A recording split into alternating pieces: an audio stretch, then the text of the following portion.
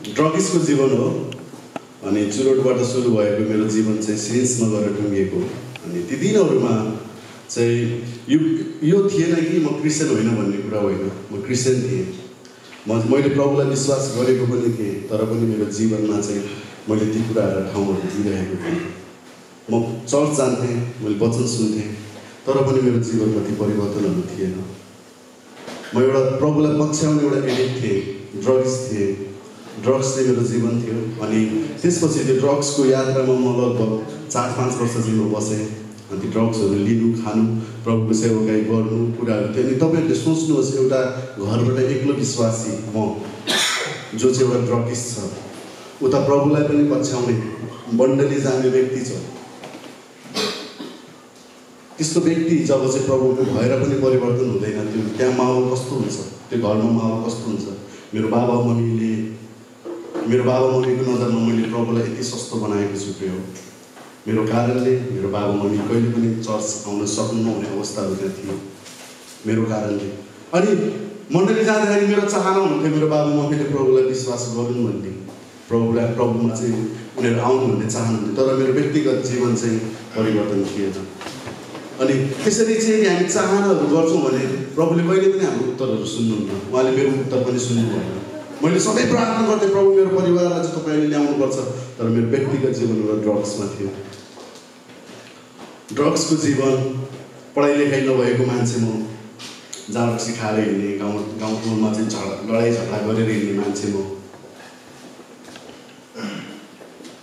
मेरो के चिज चाहिँ प्रभुलाई मन पऱ्यो त्यो मलाई थाहा छैन, तर पनि मलाई प्रभुले चुन्नु भयो। हामी अनि एक दिनको कुरो हो, म खाएर चाहिँ घर आएको थिएँ। मेरो बाबाले भन्नुभयो, अब बाबालाई पनि कति हैरानी, एउटा ड्रग्स भइसकेपछि त्यही माथि गरिबको छोरो, मेरो बाबा एउटा साधारण ड्राइभर हुनुहुन्छ। अनि इभन लाउरेको छोरो भए त मलाई पुग्थ्यो होला, तर म त ड्राइभरको छोरो गरेँ। अनि घरबाट पनि मलाई त्यसरी चाहिँ पुरा गर्ने क्षमता थिएन, त्यो पैसाहरू मलाई चाहिन्थ्यो खानको लागि। अनि त्यस्तो भएपछि चाहिँ अभियसली अब कहाँ के छ कस्तो छ, कसलाई चाहिँ ठग्नु पर्ने हो, कसलाई लुट्नु पर्ने हो, त्यतिखेरसम्म पनि म विश्वासी हुँ। मैले प्रभुलाई विश्वास गरेको हो, मैले प्रभुमाथि चाहिँ प्रभुको नाममा चाहिँ के अरे बत्तिसमा पनि लिएको मान्छे म, तर पनि मेरो जीवनमा परिवर्तन नहुँदा आएका ती प्रतिकूलहरू आज म तपाईँको माझमा भन्न गएको छु। सोरेर हिँड्थेँ, ठगेर हिँड्थेँ, लुटेर हिँड्थेँ। गाउँमा अझै पनि कति केटाहरू मसँग बोल्न डराउँछ।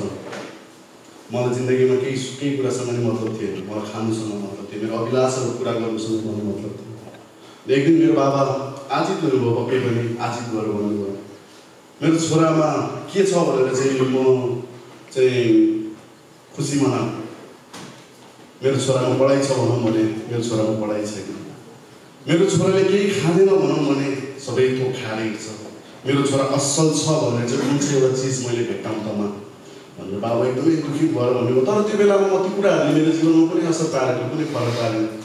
सुब्बोले धेरै गराए, खाने मान्छेहरूको बोलिँदै नै हुन्छ, सुब्बोले हल्ला गरेर लेक्चर हाल्यो, त्यसरी नै म जिरहेको थिएँ, हिँडिरहेको थिएँ। मैले मेरो जीवनमा परिवर्तन भन्ने कुरा ल्याएको थिइनँ, इभन म क्रिस्चियन थिएँ। आज तपाईँहरू पनि कति विश्वासी हुनुहुन्छ हो, तपाईँहरू मैले जस्तै चाहिँ तपाईँहरू ड्रग्ससम्म पुग्नु भएको छैन होला, तर पनि आज तपाईँ मण्डली जाँदा जाँदा पनि तपाईँले आफ्नो जीवनमा चाहिँ घमण्डका कुराहरू गरेर हिँडिरहनु भएको हुनसक्छ, अश्लीलताका कुराहरू गरेर हिँडिरहेको हुनसक्छ। त्यो सत्यमा हामी स्वतन्त्रता नभएको अवस्था हुनसक्छ प्रिय, जुन मेरो जीवनमा थिएन। अनि एक दिन यस्तो आयो, मैले मेरो जीवनमा निर्णय गरेँ, मैले निर्णय गरेँ। हामी परिवर्तन हुन चाहन्छौँ, तर निर्णय चाहिँ हामी गर्दैनौँ। हामी कतिपयहरूसँग भावनामा डुबेर जीवन जिउँछौँ नि। म त्यस्तै मण्डली जान्थेँ, जब पास्टरले वचन बोल्थ्यो, वचन मेरो हृदयमा लाग्थ्यो, वचनद्वारा परमेश्वर मसँग बोल्नुहुन्थ्यो। अनि त्यतिखेर मलाई लाग्थ्यो प्रभु तपाईँको नाउँमा चाहिँ मैले धेरै गल्तीहरू गरेको छु, प्रभु मलाई क्षमा दिनुहोस्, तपाईँको नाउँको चाहिँ मैले बेइज्जत गरेको छु, तपाईँको नाउँको तपाईँले भने जस्तो भाँडो चाहिँ हुन सकिरहेको छैन। यी कुराहरू मेरो जीवनमा आउँथ्यो, ती पश्चातापका शब्दहरू मेरो जीवनमा आउँथ्यो, तर मैले चाहिँ जीवनमा निर्णय गरेको थिएँ। आज गएँ मण्डली गयो, पश्चाताप गरेँ, फेरि भोलिबाट त्यो संसारको जीवन मेरो जीवनमा छँदै थियो। फेरि संसारमा गयो, हरायो, खायो, फेरि वचन सुन्यो, फेरि त्यो लाग्थ्यो, घोच्थ्यो, फेरि एक दुई दिन त्यो सोचमा पऱ्यो, सक्यो। त्यो भावनामा डुबेर मैले धेरै वर्षहरू बिताएँ। तर मैले पछिल्लो अवस्थाहरू मैले थाहा गरेँ कि क्रिस्चियन जीवन भनेको चाहिँ भावनामा डुबेर जिउने जीवन होइन, पवित्र आत्मामा रहेर उहाँको वचनमा हिँड्ने जीवन हो। आमेन। आजको जीवनमा मैले चाहिँ निर्णय गरेको कुरा यही हो, प्रभु म तपाईँको वचनलाई पछ्याउनेछु। अनि त्यो वचनलाई पछ्याउनको लागि चाहिँ हामीले केही मूल्यहरू चुकाउनु पर्ने हुन्छ। यदि हामी क्रिस्चियन हौँ भने, यदि हामी साँचो क्रिस्चियन हौँ भने हामी मण्डली जानुपर्ने हुन्छ। एक कुरो, पहिलो कुरा प्रभुको वचन हामीले दिनानुदिन चाहिँ अध्ययन गर्नुपर्ने हुन्छ, उपवासहरू बस्नुपर्ने हुन्छ, एकअर्कालाई सहायता गर्नुपर्ने हुन्छ। जब तपाईँले यी कुराहरूमा चाहिँ आफ्नो जीवनलाई लगाउनुहुन्छ तब प्रभुले तपाईँलाई परिवर्तन गर्नुहुन्छ। आमेन। मैले मेरो जीवनलाई त्यही कुराहरू लगाएँ। हिजोको दिनहरूमा मैले यी कुराहरू गर्दिनँ थिएँ। उपवास बस्ने कुराहरू मबाट टाढा थिएँ, प्रार्थना गर्नुपर्ने कुराहरू मबाट टाढा थिएँ। हो, म मण्डली जान्थेँ, एउटा नामधारी हिसाबले मण्डली जान्थेँ, आफ्नै इच्छाको लागि जान्थेँ, आफ्नो स्वार्थको लागि जान्थेँ। जानुपर्छ, एउटा क्रिस्चियन भइसकेपछि जानुपर्छ भन्ने हिसाबले मात्र जान्थेँ।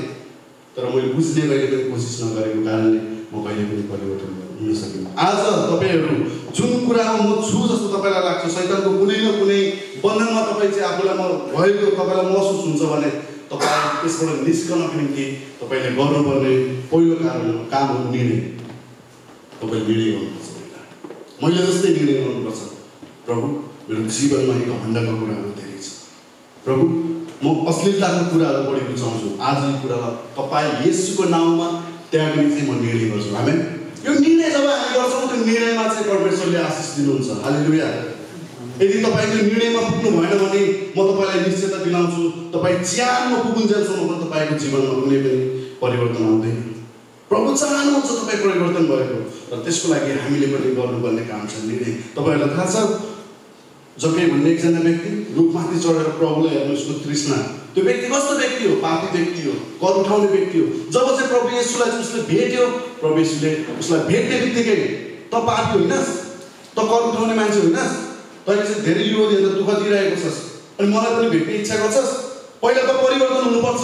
यो कर उठाउने काम तैँले छोड, मान्छेलाई दुःख दिने काम तैँले छोड, सबै यो ठग्ने काम तैँले छोड, अनि बल्ल त मेरो पछि आइन्छ। के येशूले भन्नुभएको हो र? प्रभुलाई थाहा थियो यो जक्कै कर उठाउने व्यक्ति हो, प्रभुलाई थाहा थियो यो पापी व्यक्ति हो, र पनि प्रभुले भन्नुहुन्छ मलाई तिम्रो घर खाना जानु परेको छ। आमेन। प्रभुले परिवर्तन भन्दा पहिला चाहिँ तपाईँ र मलाई स्वीकार्नुहुन्छ प्रिय। आज उहाँले तपाईँ जस्तो सुकै पाप गरेर यस ठाउँमा किन नआउनु भएको छ? प्रभुले तपाईँलाई स्वीकार्नु भएको छ, प्रभुले तपाईँलाई चाहनु भएको छ। अनि त्यसपछि जब त्यो प्रभुको स्वीकारलाई त्यो मती जकैले देख्दछ, मान्छेले त्यो भिडमा भनिरहेका थिए, प्रभु यो कस्तो मान्छेको घरमा तपाईँ खाना जानु आउनु भएको? यो त पापी हो, यो त कर उठाउने मान्छे हो, यसको घरमा जानु तपाईँलाई सक्दैन। प्रभु मौन हुनुहुन्छ त्यतिखेर, केही भन्नुभएको छैन, मान्छेले दोष लगाइरहेको छ। प्रभुले त्यो जग्गालाई एउटा शब्दको दोष पनि लाउनु भएको छैन। त्यो कुराहरू चाहिँ जग्गाले फिल गर्न सक्नु दिँदैन। साँच्चै नै उहाँ प्रभु हुनुहुन्छ। हामी म पापी छु भन्ने कुरा थाहा पाउँदै पनि मान्छे धर्मी टोप्लिनेहरू, पवित्र टोप्लिनेहरू कोही पनि मेरो घरमा आएको छैन, तर उहाँ त प्रभु येशू हुनुहुन्छ र पनि मेरो घरमा आउनुभएको छ। मैले चाहिँ कुरा त्याग्नुपर्छ। उहाँ जग्गाले पहिलोचोटि त्यहीँ एक्सेप्ट गरेको छ आफ्नो पापलाई, त्यहाँनिर देखाएको छ मैले जो जतिसँग जे जति लिएको थिएँ 4 गुणा म रिटर्न गर्नेछु। आमेन। तपाईँ र मलाई आज संसारका मान्छेहरूले परिवर्तन, तपाईँ र म बिग्रियो हुन्थ्यो नि त, परिवर्तन हुनुपर्छ भन्छ, तर तपाईँ र मलाई परिवर्तन गर्नको लागि एउटा सानो हेल्प पनि उनीहरू गर्न चाहँदैन। छ कोही हो औँलामा गर्न सकिन्छ त्यस्ता मित्रहरू, त्यस्ता साथीहरू जसले चाहिँ हामीलाई वास्तविक परिवर्तन हुनको निम्ति चाहिँ दुःख उठाउँदछ। त्यही मध्येको मेरो एकजना साथी हो राजकुमार। हिजोको दिनहरूमा बिग्रेर हिँड्दाखेरि, खाएर हिँड्दाखेरि मैले एकचोटि हाम्रो सन्दीप सरलाई पनि एउटा मैले राखेको थिएँ। त्यो दिनहरूमा मलाई राजकुमार मन पर्दैन थियो, किन त उसले चाहिँ एकदमै मेरो जीवनमा हस्तक्षेप गर्ने गर्थ्यो। म बिग्रेर हिँडेको मान्छे खाएर हिँड्ने बेला उसले चाहिँ मलाई 25सम्म चाहिँ पछ्याइरहन्थ्यो, तिमी चाहिँ चोर खाने, तिमी खान्छौ म पनि खाइदिन्छु भनेर उसले खोसेर खाने, रुने, कराउने धेरै उसले गर्दथ्यो मलाई परिवर्तनको बाटोमा ल्याउनको लागि, मलाई असल व्यक्ति बनाउनको लागि। उसले त्यो बेलामा चुकाएका ती मूल्यहरू आज मेरो हृदयमा छ। मेरो श्रीमती, मेरो वाइफ सुमित्रा, गाउँ मेरो एउटै गाउँ हो उसको र मेरो, अनि सबैलाई त थाहा छ अब म ड्रगिस हो, मेरो पढाइ छैन, केही छैन, हातमा सिप छैन, केही पनि नभएको मान्छे म। तर उसले पनि मभित्र त्यस्तो कुन हृदय देख्यो त्यो मलाई थाहा छैन। अनि अहिले आएर चाहिँ मैले थाहा गर्छु यो चाहिँ परमेश्वरको योजना। मैले उसलाई भनेको तिमी मसँग चाहिँ नआऊ, तिमी 12 पढेको मान्छे हो, तिमीले असल उस पाउनु सक्छौ, श्रीमान पाउन सक्छौ, तिमीले चाहिँ भविष्य उज्जवल छ, मसँग के छ भनेर उसले मलाई त्यतिखेर भनेको कुरा म तपाईँहरूलाई बताउन चाहन्छु। तपाईँ खराब होइन, तपाईँलाई चलाउने त्यो आत्मा खराब हो। जुन दिनमा त्यो आत्मालाई तपाईँले चाहिँ यसुको नाममा हाल्नुहुन्छ, तपाईँलाई संसारले देख्नेछ। आमेन। त्यो मेरो श्रीमतीको विश्वास जुन बेलामा चाहिँ म हिलोमा गढेर बसेको थिएँ, त्यो खाल्डोमा परेर बसेको बेलामा मेरो श्रीमतीले मलाई दिएको उत्साहपूर्ण ती वचनहरू, मेरो मित्र राजकुमारले दिएका ती वचनहरू मेरो हृदयमा, मेरो जीवनमा थियो। र पनि मेरो जीवनमा त्यस्तो भने जस्तो परिवर्तन थिएन। कतिपय अवस्थामा यी कमी कमजोरीका कुराहरू, अश्लीलताका कुराहरू हाम्रो जीवनमा आइ नै रहन्छ। यी कुराहरू भनेको चाहिँ कस्तो हो भन्दाखेरि चाहिँ विज्ञापन ल्याउने, त्यो टेलिभिजनमा त्यो विज्ञापन आए जस्तै हाम्रो जीवनमा आइ नै रहन्छ। शैतानले यस्ता कुराहरू हामीलाई अल्झाउन खोजिरहेको हुन्छ नि, हामी कतिपय अवस्थामा चाहिँ अल्झिरहेका हुन्छौँ। तर जब हामी चाहिँ प्रभु यीशु ख्रीष्टको नाममा एउटा निर्णयमा उत्रिन्छौँ नि, प्रभु आजदेखि यो जीवन तपाईँको हो, म लडे पनि म मरे पनि जबसम्म यस पृथ्वीमा म छु तपाईँको महिमा गर्नेछु। आमेन। यो निर्णयमा जब तपाईँ उभिनुहुन्छ नि, त्यो निर्णयले तपाईँलाई परिवर्तन गराउँछ। त्यो निर्णयमा चाहिँ प्रभुले आशिष दिनुहुन्छ। प्रिय, आज म यी कुराहरू तपाईँहरूको माझ गर्वको साथ भन्न सक्छु कि मेरो जीवन मैले प्रभुलाई दिएको छु, उहाँलाई दिएको छु। मलाई थाहा छैन मेरो भविष्य के हुने हो, कस्तो हुने हो, पछि गएर मलाई के हुन्छ मलाई थाहा छैन। तर प्रभुले मलाई जहाँ उभ्याउनुहुन्छ त्यहाँ म उभिने मैले चाहिँ प्रण गरेको छु। आमेन। प्रभुले मलाई जहाँ लानुहुन्छ त्यहाँ जाने चाहिँ मैले प्रण गरेको छु मेरो जीवनमा। आज यही कुरा म तपाईँहरूलाई गर्नको लागि अनुरोध गर्दछु। प्रिय, हामी क्रिस्चियन हो। आमेन। प्रभु येशूलाई बोकेर हिँड्ने मान्छेहरू हो अनि हाम्रो जीवनमा केही न केही फरक हुनैपर्छ संसारको मान्छेहरूदेखि। यदि हामीमा त्यो फरकपना देखेन भने मान्छेले प्रभु यीशु ख्रीष्टलाई विश्वास गर्न सक्दैन। मैले अलिकति समय दिएँ। त्यसमा धेरै पार्टीहरू छ है, एमाले, काङ्ग्रेस, माओवादी, के अरे पार्टीहरूको कुराहरू तपाईँलाई थाहा छ। तिनीहरूको सिद्धान्त तपाईँले हेर्नु भएको छ। त्यो सिद्धान्तलाई तपाईँले हेर्नुभयो भने कुनै पनि सिद्धान्त गलत छैन। त्यो सबै हामी मानिसहरूकै जनहितको लागि चाहिँ उनीहरूले बनाएको सिद्धान्तहरू, देशलाई माथि उठाउनुपर्छ, गरिबी हटाउनुपर्छ, शिक्षित बनाउनुपर्छ, यस्तै सिद्धान्तहरू बोकेर नै उनीहरूले पार्टी खडा गरेको होइन र। तर आज त्यो सिद्धान्तलाई बोकेर हिँड्ने नेताहरूलाई हेर्नुहोस्, सिद्धान्तका आडमा उनीहरूले आफ्नो जीवन भरिरहेका छन्, आफ्नो स्वार्थ पुरा गरिरहेका छन्।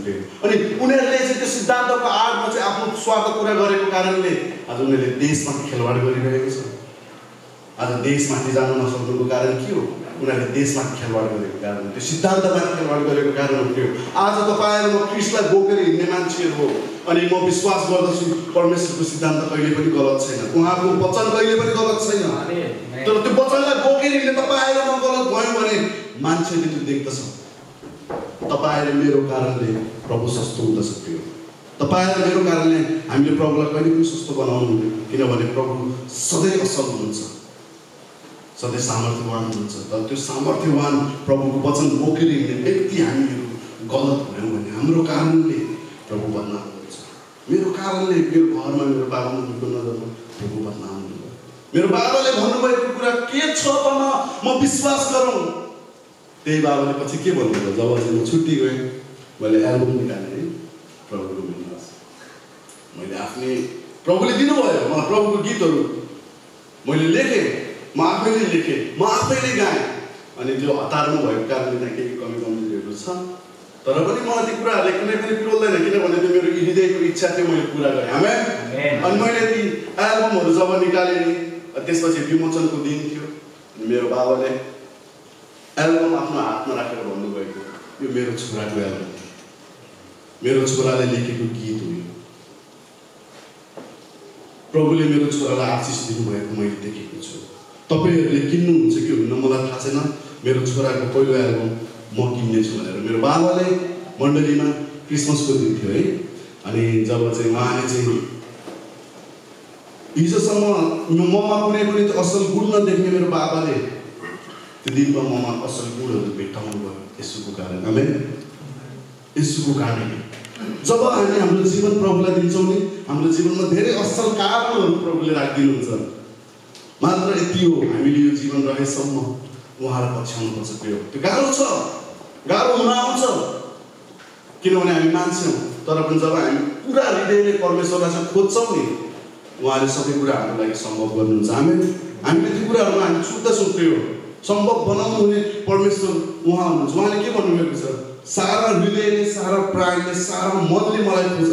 आज संसारको मान्छेले हेर्नुहुन्छ, उनीहरूले सारा हृदयले, सारा प्राणले संसारलाई खोजिरहेका छन्।